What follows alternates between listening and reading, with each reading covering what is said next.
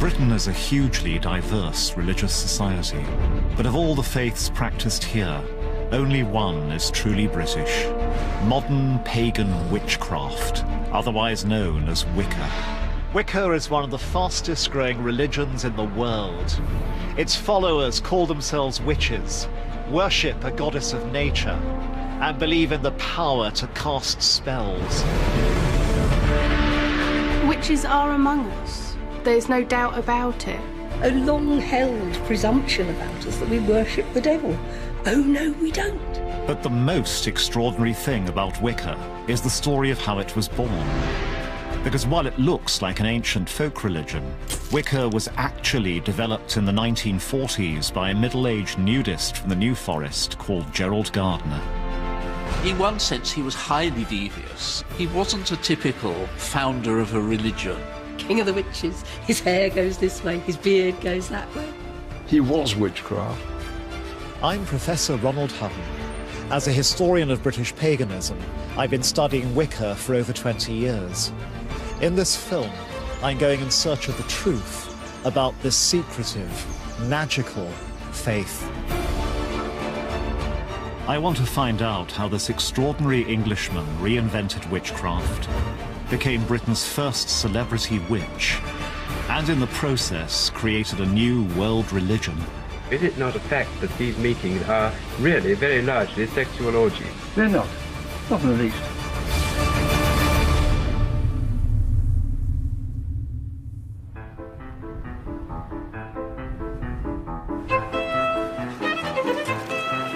You might not realise it, but in modern Britain you are never far from a witch. They don't wear pointy hats, and they don't ride on broomsticks, but they do cast spells, and they definitely believe in magic. And unless we're talking about Harry Potter, a lot of people find that problematic. To the public, Wicca is often seen as mysterious, secretive, maybe even dangerous. But is this fair? I've been studying Wicca for 2 decades, and I have yet to be turned into a frog. But if I'm really going to understand Wicca, I need to get beyond the textbooks and get under the skin of this religion. But first, I need to find them. And as Wiccans are notoriously secretive, even that's a challenge. Unlike other faiths, when Wiccans go to worship, they don't go to a church or a temple. They go somewhere altogether different.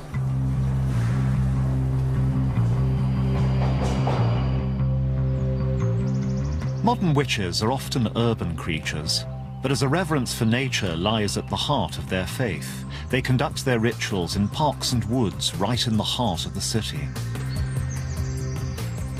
This is a gorgeous looking place. Why have you chosen it, and what are we going to do here? Well, we're in Queenswood, which has been used by pagans for ceremonies for decades and decades. And what we're here to do is to have a Wiccan-based ceremony to remember what's sacred about us and about our connection and our connection with the land and the place that we live. And it's customary in Wicca that there aren't observers, there are only participants. So I'd like to invite you to join us if you'd be willing to. I'd be honoured. I'm a bit nervous. When doing a Wiccan ritual, one feels in connection with something very, very old and connected to the earth. And those things that we find deeply moving and beautiful, the moon, the sunsets, those parts of nature that we don't understand that give us a sense of mystery and awe. May this place. We make a Wiccan ceremony by casting a circle. What it's like to cast a circle is to make a space that is completely within nature in order that we can leave aside those things that we have to deal with every day. But this is a place of rest.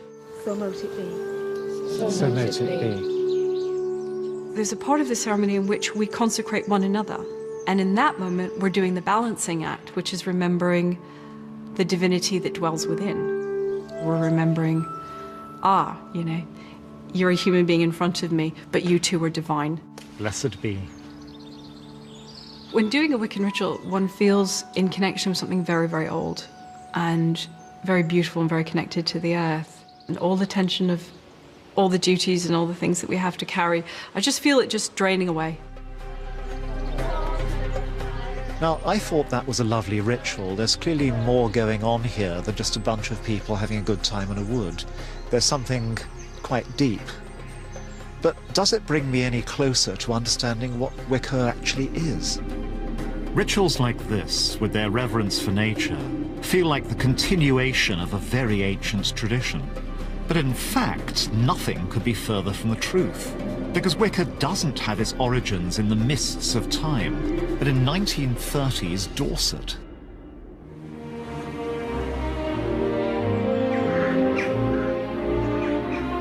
In 1938, a 52-year-old ex-colonial gent called Gerald Gardner retired with his wife to the south coast of England.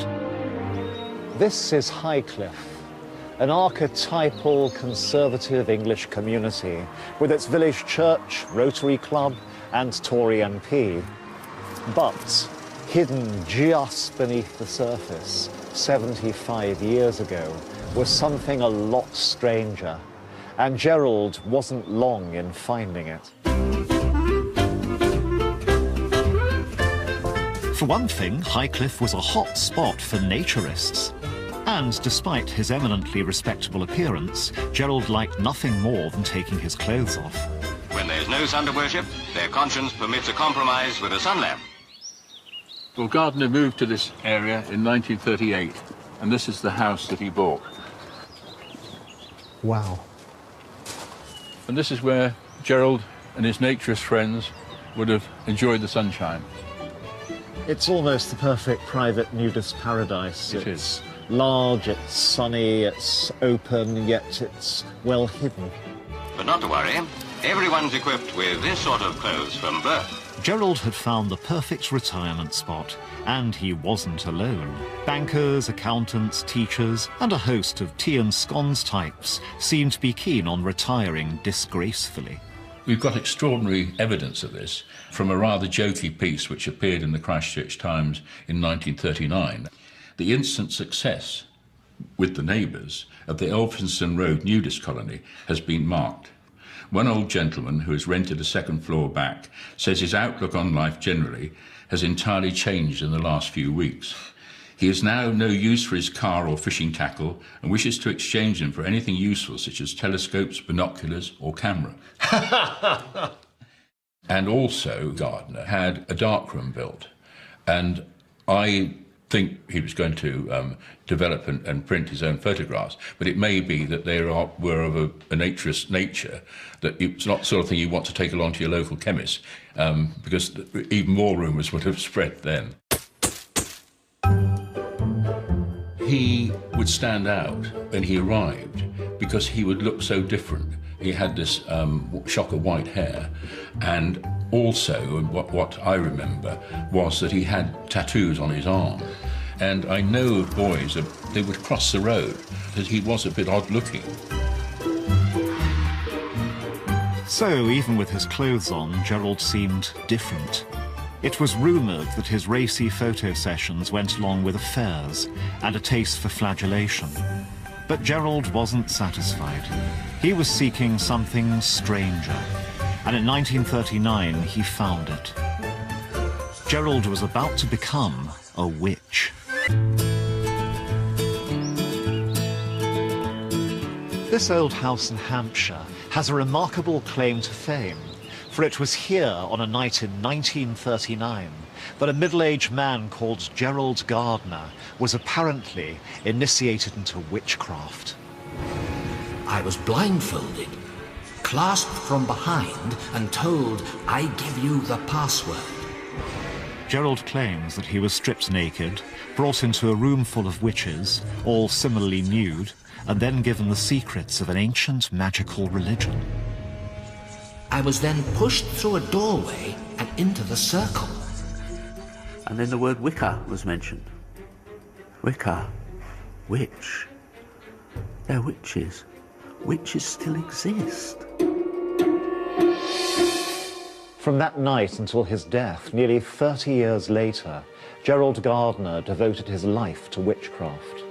He appeared in the papers and on TV. He wrote books, and, crucially, he initiated others into Wicca so it would not die with him. The question is, what kind of man in 1930s England decides to become a witch?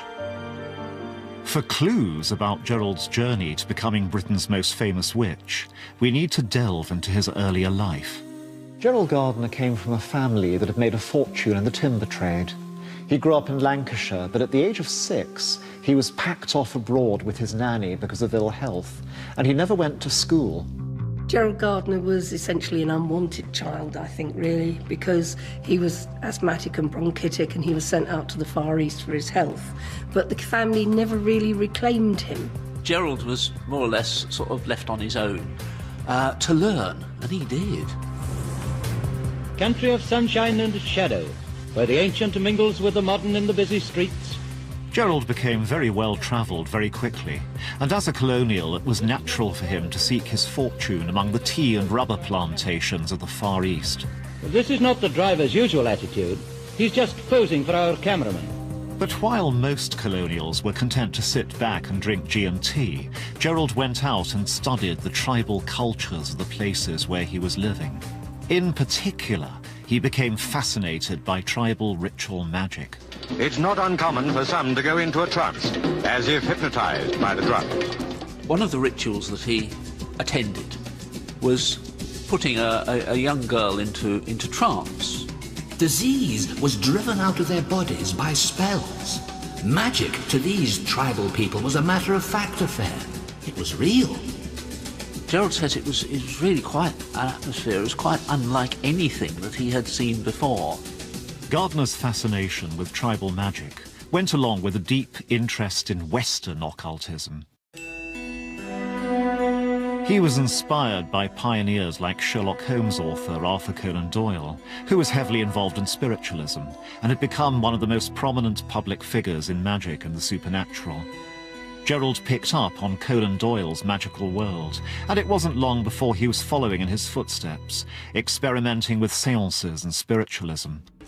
The tribal rituals he then witnessed in Malaya only cemented this belief that magic was a powerful and very real thing.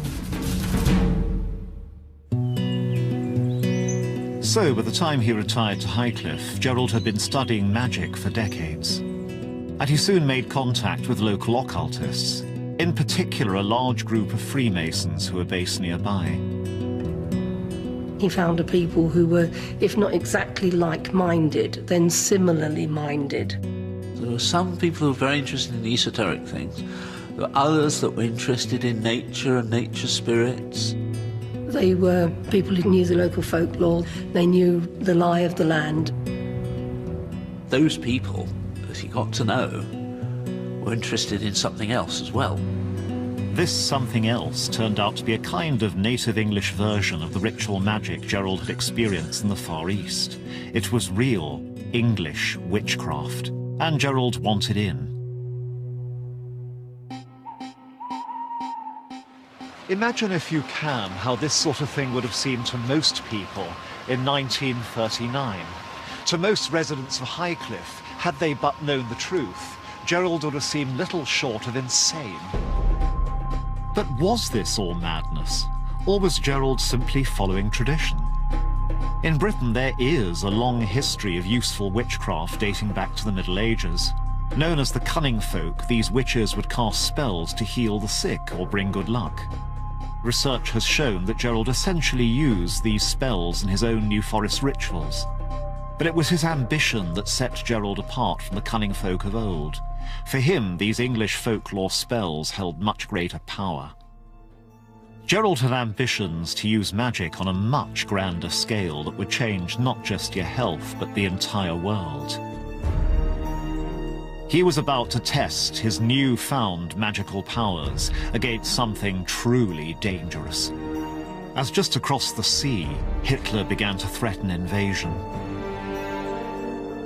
When he wasn't casting spells, Gerald was also a prominent member of the local Home Guard. And so, it made sense to Gerald to prepare to repel the Nazis, not just with rusty bayonets, but with magic. And on one night in 1940, that's exactly what he and his coven are said to have done.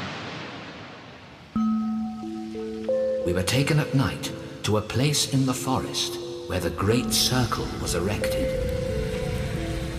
I've come to the depths of the New Forest in search of the exact location of this famous magical encounter.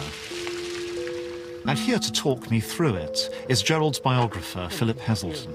Yes, hello, Ronald. Glad you found it all right. We're here because Gerald Gardner said we were taken at night to a place in the forest, and there we created the largest cone of power that we had ever attempted. What's a cone of power? Well, it's not a physical cone. It is something magical, something, a thought form, if you like.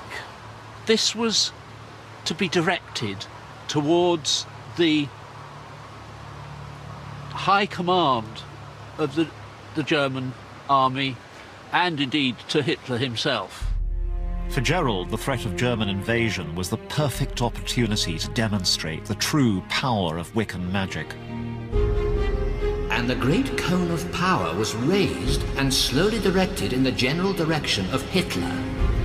They built up power, dancing quickly round.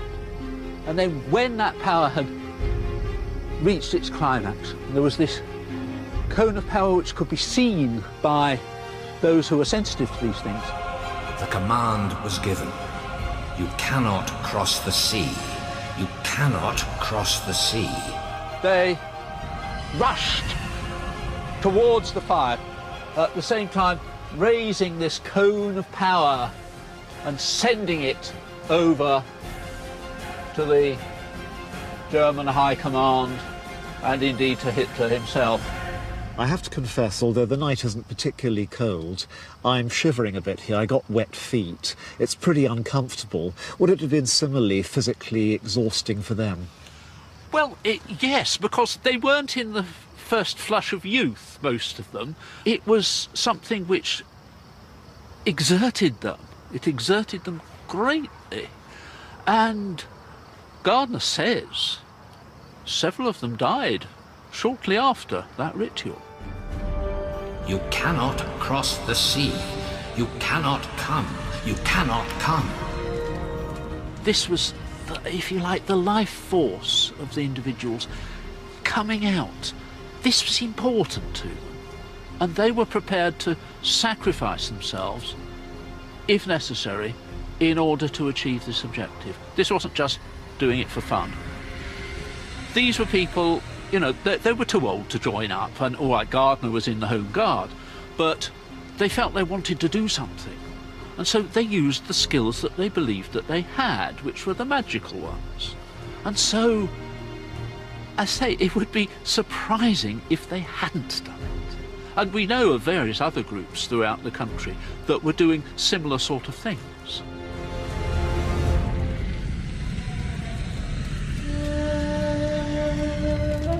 Now, from the perspective of the present day, this story might seem utterly preposterous. Witches effectively sacrificing their lives in order to create a spell to ward off the Nazis. But Hitler didn't come, and even the British government seemed to feel threatened by the power of magic. Shortly after Gerald's Cone of Power ritual, a spiritualist called Helen Duncan was actually prosecuted for her occult activities. Duncan had rattled twitchy naval officers and attracted the attention of the authorities in 1944, when she held séances in Portsmouth and began answering questions about people's relatives who had been killed in action. She had been too good at her prophecies and had alarmed the security forces. And in fact, she was imprisoned for a while. But Gerald's passion for the occult was unwavering, and crucially, he wasn't alone. He was drawing closer to the most notorious magician in the entire world, Aleister Crowley, known as the Great Beast. Crowley was an infamous magician whose alleged black magic had earned him the title wickedest man in the world. Never far from controversy, Crowley could have a distinct dark take on the occult. I simply went over to Satan's side. I found myself as passionately eager to serve my new master as I had been to serve the old. Gerald knew Crowley's work and actually appropriated many of his magical writings in his early Wiccan rituals. But Gerald and Alistair were very different men. Where Crowley's brand of magic could be dark, Gardner was interested in the positive side of the occult.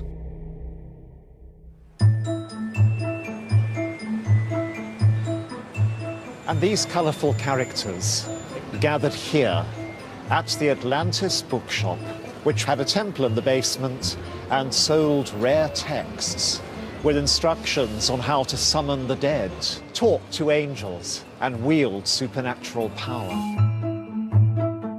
It became a safe haven for like-minded people to come, meet, and discuss things without prejudice, and it gave them the protective colouring that at the time they needed. What sort of things happened at this shop, and why do they matter to history?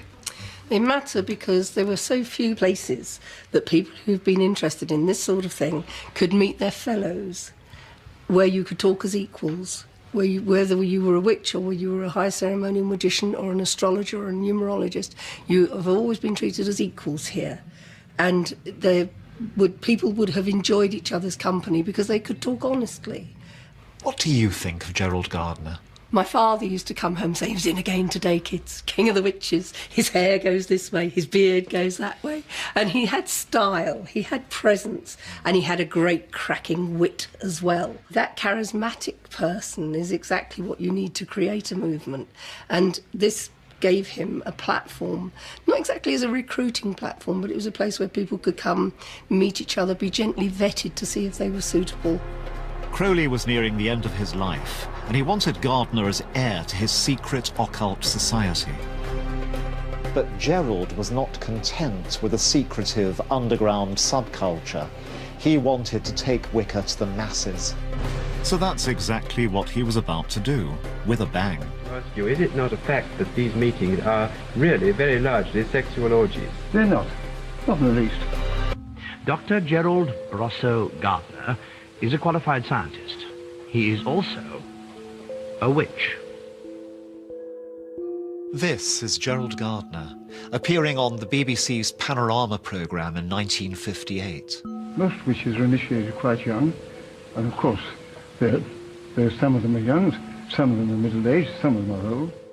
Just a few years previously, Gardner had been performing spells in the New Forest with a small coven of witches. So, how on earth did Gerald make the transition from local eccentric to celebrity on the BBC's flagship current affairs programme? Gerald had come back to London in the mid-1940s full of enthusiasm about Wicca, but he had to be careful.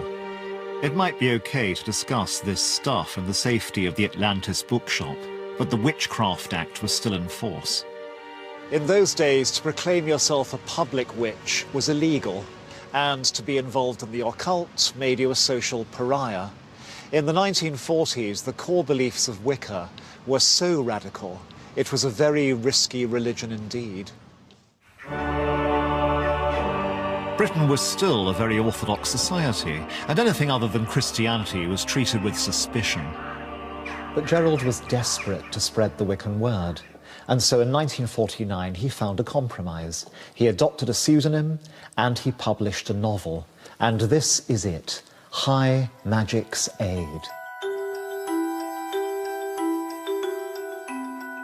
Although it had to be disguised as a work of fiction, it is actually the first published account of Wiccan magic. This passage, one of many, describes how to conduct a classic Wiccan ritual. Upon the altar lay the remaining pentacle, also cords, black cloth, and other things which he would want for the operation. Taking this pentacle, he bound it with a cord and shrouded it with a cloth.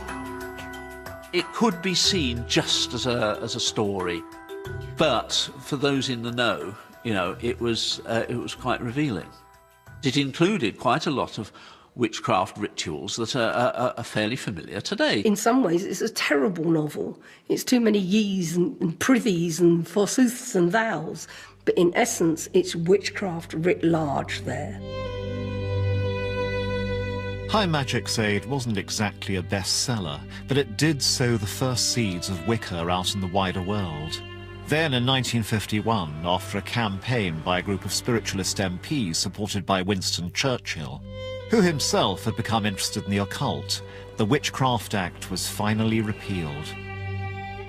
Gerald was now free to out himself as a witch and to tell the world all about Wicca, which was by now developing into a fully fledged religious system.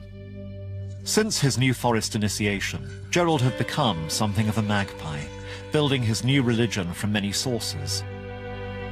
He borrowed heavily from both English folklore witchcraft and modern shamanic magic for his spells and rituals, whilst the iconic symbols that would become synonymous with Wicca, most notably the pentagram, were in fact ancient symbols that had been adopted by the Freemasons.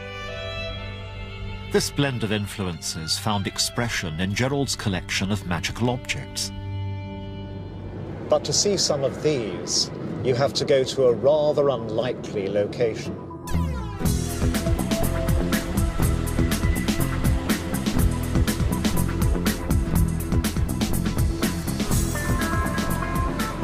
I've come here in pursuit of one of the most significant collections of Wiccan artifacts in the world.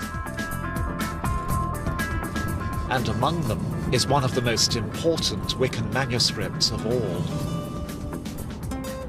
The owner is John Bellum Payne, a property developer now living in Spain. Please come in. Thank you. He is also one of Wicca's senior priests, and in the great tradition of the faith, has had many of Gerald's most prized magical possessions handed down to him. Wow. Can you talk me through some of Gerald's objects and explain what they were for? Okay, this was Gerald Gardner's wand, or at least one of them. And he would have used that to cast a circle. The other items here that we have from Gerald is one of his athames. What is an athame? It's a ritual knife. We only use an athame for magical purposes. Oh my. Obviously, it's phallic, so it would be used for some sort of recreational purpose, I think. Other items of Gerald's are these two crowns. The priestess would wear this one, of the representing the triple aspects of the moon, and this would be what he would have worn, which was representative of the horn god. So they're representing goddess and god in the circle. Goddess and god, absolutely right. Ronald, I actually think that that's your size. Would you like to try it on? If you would like me to do so, yes, by all means. Absolutely. Okay. It's remarkably comfortable. Gerald was a practical sort of chap. But the real prize is much too valuable to be kept in John's basement. Worth more than $1 million, it's locked away in a much more secure location. Now I'm being granted a remarkable privilege. I'm about to see a Wiccan Holy Grail.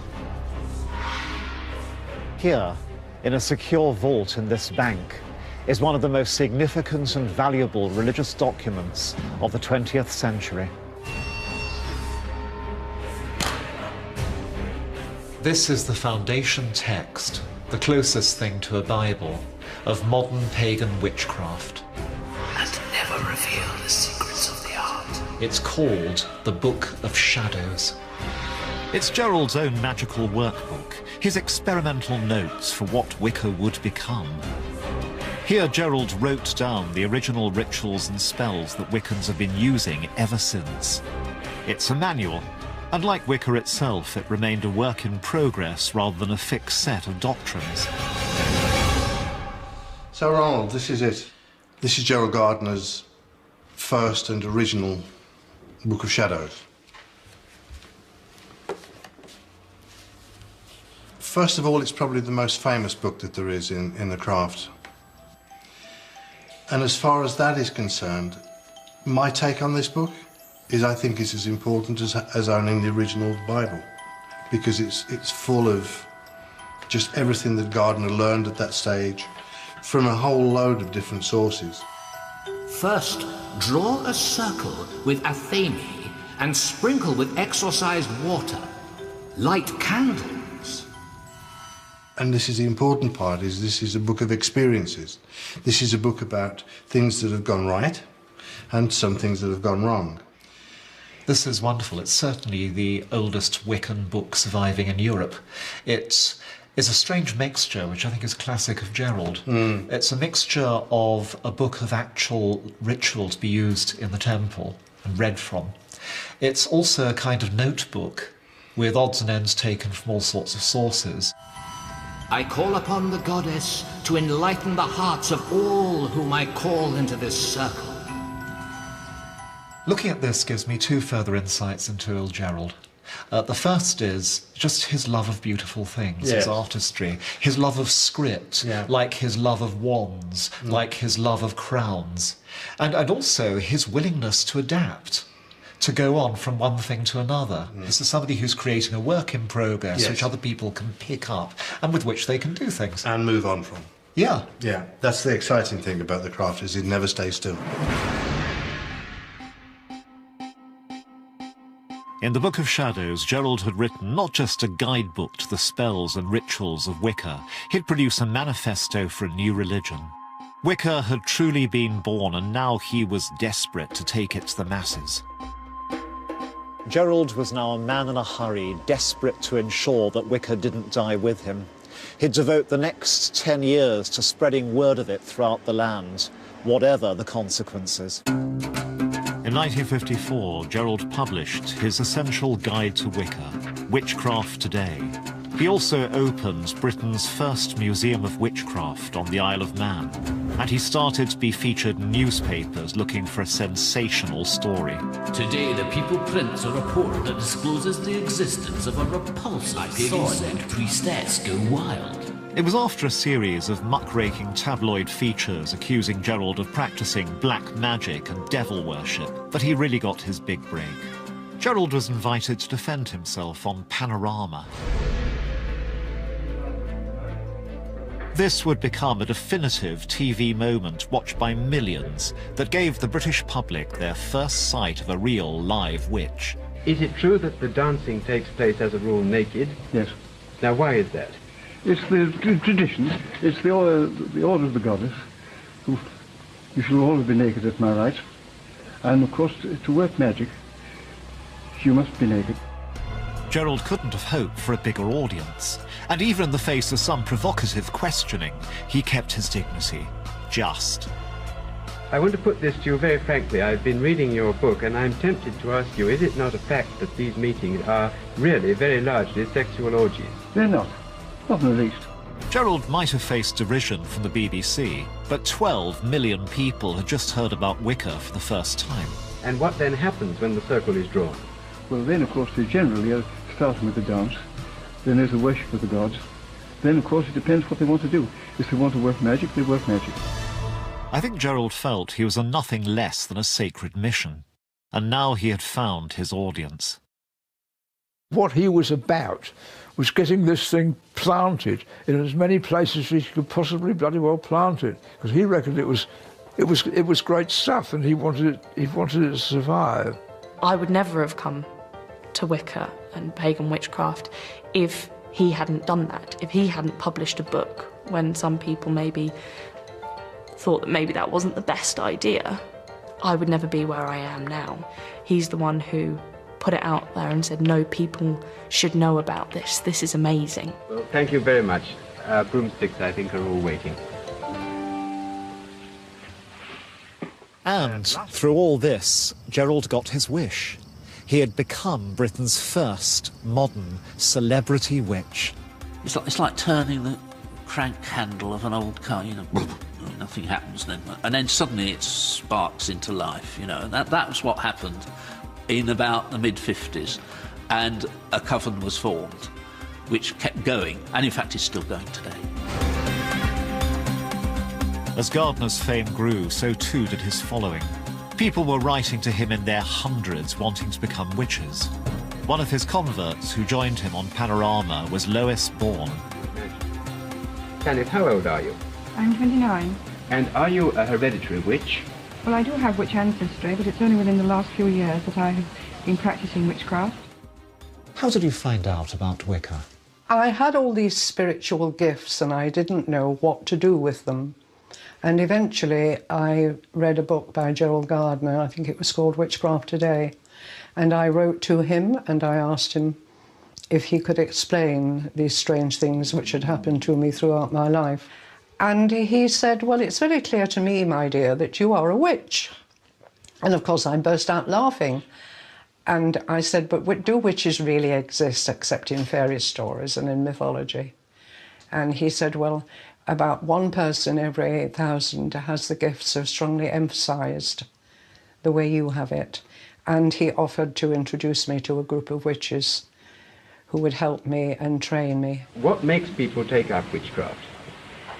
Well, it seems to me that we live in a highly mechanised age in which many people have lost their sense of belonging. Witchcraft brings them back to living in harmony with the rhythm and the seasons of the earth, and thereby helps... Why did Gerald value publicity so much? If he didn't indulge in a bit of publicity, apart from his books, how was he going to present this to the world? How was he going to introduce these gods to them? I think he was driven by something outside himself. I think this was his purpose in life. Well, I am convinced that we all come to Earth with a purpose, that there is something that we have to do. And I think that this is what Gerald's purpose was. Dr. G.B. Gardner, sweeping the crossroads near his home in Castledown, placing the dust in a shoe in which it's taken indoors, is done to simulate sweeping away continuous bad luck. And it wasn't just women who were drawn to Wicca. Several young men joined Gerald's original coven. One of them was Zachary Cox. His eyes were bright blue and incredibly glittery eyes. He didn't look mad in any destructive sense, but he looked kind of nicely mad, if you know what I mean. These were the eyes of someone who had only 1 foot in the world of the commonplace. I don't know how a guy gets into that state, I'm sure, but he'd got into it somehow. He was witchcraft, if you like. The time had come to let this thing go loose and play its part in what was going to happen next. But the really weird thing is it worked.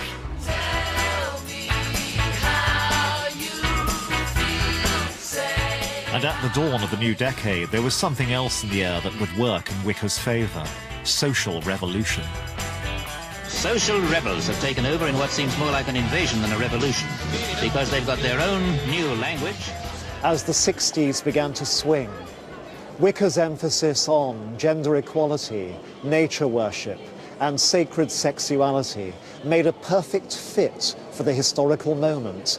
It was almost as if Gerald had predicted how the world was about to change. He was a conduit for something that it was the right time for that to happen. At the time that Gerald died in 1964, Wicca was on its way to becoming a global faith. And in America, where the counterculture was really rocking society to its core, Gerald's radical new religion exploded into a phenomenon.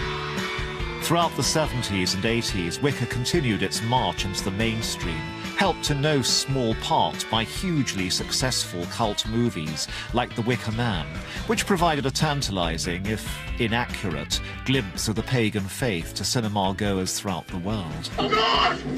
Oh Jesus Christ! But as Wicca expanded across the globe, without its eccentric leader, would this very British religion flourish or perish? In Britain today, Gerald Gardner's radical religion, his feminist, eco-friendly, magical faith, has taken its place at the heart of our culture. Where once witches were persecuted and driven underground, today they can be out and proud. 21st century Wicca is plainly a far cry from its roots in the New Forest. The forthcoming census results are expected to show it well up among the top 10 religions in the United Kingdom. And as the faith has grown, Wiccans have formed campaign groups. These organisations lobby the government about the ongoing recognition of Wicca and its followers' rights. One of the most prominent and active of these groups is to be found in the modern police service. I want to find out how Gerald's legacy is influencing policy and changing attitudes within some of our most respected professions. Andrew Pardey is spokesman for the Police Pagan Association. Border Officer Adam Piment represents pagans in the Home Office. The the format we use, the way things are laid out, was brought to us by Gerald Gardner. I don't think we would be doing the same type of thing, casting a circle, calling the quarters, had not Gerald Gardner given to us what he did give. And when we look at it, if I look at Wicca, it's probably the only religion that England has ever given to the world. Police officers may go in and they may see an altar set up, and they may not know whether the possession of a ritual knife falls underneath defences in law or not. And it's simple things like that that just make the police a bit more reassured of how they're dealing with people, but also allows that pagan community to know that they're going to be dealt with fairly, just as any other person would. And if Gerald's legacy is becoming influential in the UK, in America his radical English faith has infiltrated the very heart of the establishment, the US military. Roberta Stewart and Reverend Selena Fox are on a mission. Stewart's husband, Sergeant Patrick Stewart, was killed in combat last September in Afghanistan. The Nevada native was a Bronze Star and Purple Heart recipient. He was also a member of the Wiccan religion, whose symbol is the pentacle. Stewart was refused a Wiccan memorial because the authorities viewed his faith as a cult and not as a true religion. I said, "Where's my husband's plaque?" And they indicated that the emblem of our chosen faith was not allowed to be on there.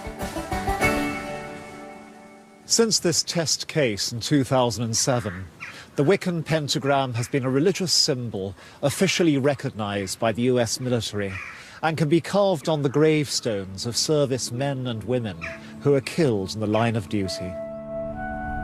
Back in the UK, Wicca's evolution shows no sign of slowing down.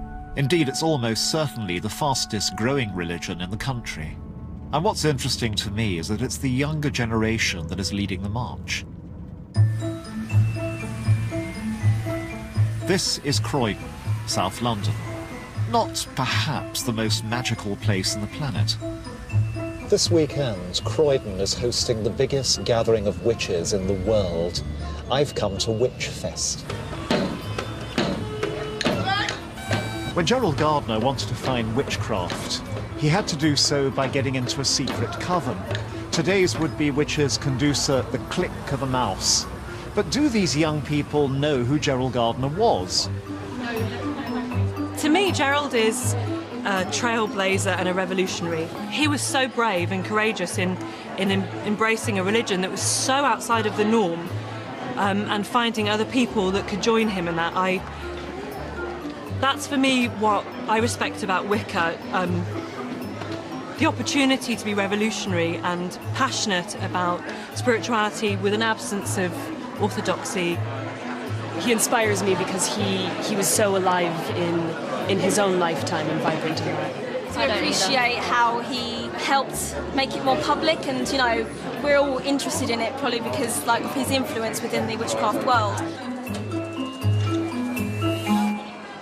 Gardner's legacy clearly lives on amongst this new generation of witches. But have modern Wiccan beliefs stayed true to the original vision of its eccentric creator? What does paganism mean to you? To me, paganism is a spiritual path, and it involves reverence for nature.